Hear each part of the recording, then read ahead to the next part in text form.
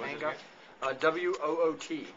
They have this deal of the day type of site, right? Or once a day they have some clearance closeout item like refurbished Roombas, you know, and overstock, you name it. And so Woot has a Twitter account, and so whenever they list a new item, out goes a tweet, and when that item sells out goes a tweet.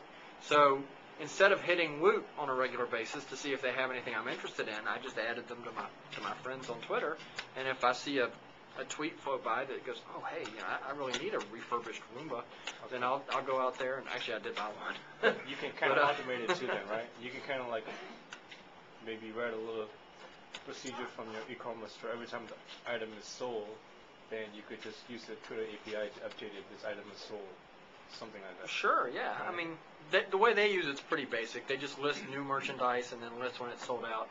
They occasionally have something called a Woot off, which instead of having one item I know it's ridiculous. Instead of having one item a day, they have a whole lot of stuff that they don't have much of, and so they might go through 30 items in one day. And so your Twitter feed is just going to get hammered. Because every 20 minutes, oh, we're out of this, but we got this. You know, we got 4 of them. Oh, 3, 2, oh, gone. You know, and so you'll get a bunch of tweets from stuff like that. But you know, internally, I don't know that I would necessarily use Twitter for any kind of internal communications, just because there's better ways to do it. You know. I mean, on the one hand, it's kind of cool to be able to push a text message out via Twitter, you know, when your build breaks and you're using continuous integration and maybe you've got a distributed team.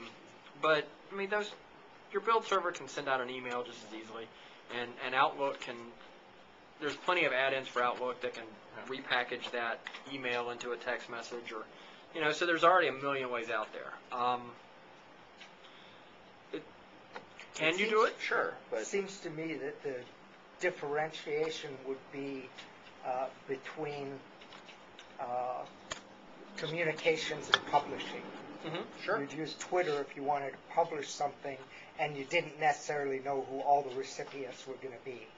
Yeah, I mean, it definitely follows the subscriber model, you know. So we've had this discussion because I think I'm just too old and out of it. Like with the younger guys at work who are all into Twitter, and I looked at it for 5 minutes and I was like, "You gotta be kidding me!" so the thing is, but it's just like you look at, yeah, right. You don't care who's listening. It's not chat because you don't expect a response. You don't care who's listening. That's a mailing list. I mean, you know, you send it to a mailing list, and it's people who've signed. What's that? You don't know who's on your list. That's the same thing with a mailing list. You don't know who's on your list.